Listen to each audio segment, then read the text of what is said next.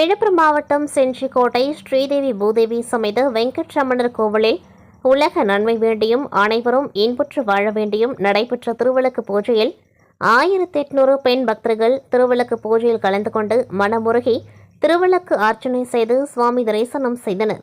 இதனை முன்னிட்டு அதிகாலையில் மூலவர் ஸ்ரீதேவி பூதேவி சமேத வெங்கட்ரமணருக்கு சிறப்பு பால், தயிர், சந்தனம், விபூதி, பன்னீர் போன்ற வாசனை திரவியங்கள் கொண்டு அபிஷேக ஆராதனைகளுடன் சிறப்பு பூஜைகள் நடைபெற்றது. தொடர்ந்து பூக்களால் அலங்கரிக்கப்பட்ட உற்சவர் கல் தூண்களால் அமைக்கப்பட்டு 1000 கால் மண்டபத்திற்கு கொண்டுவரப்பட்டு அங்கு சிறப்பு பூஜைகள் நடத்தப்பட்டு திருவிளக்கு பூஜை ஆரம்பிக்கப்பட்டது.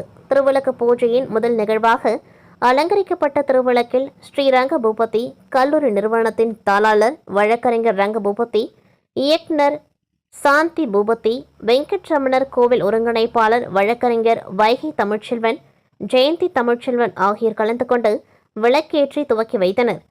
இந்த திருவிளக்கு பூஜையில் 1800க்கும் மேற்பட்ட பெண் பக்தர்கள் கலந்து கொண்டு குத்து விளக்குகளுக்கு குங்குமத்தால் வழிபாடு செய்து மந்திரங்கள் முழங்க விளக்கு பூஜை செய்து ஒரே சமயத்தில் மணியோசை எழுப்பி வழிபட்டனர்.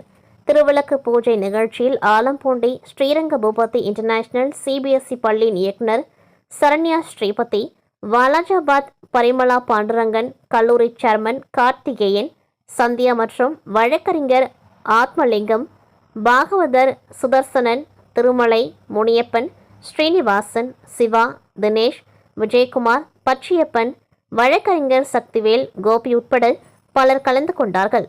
நிகழ்ச்சி ஏற்பாடுகளை கோவில் நிர்வாக குழுவினர் செய்திருந்தனர்.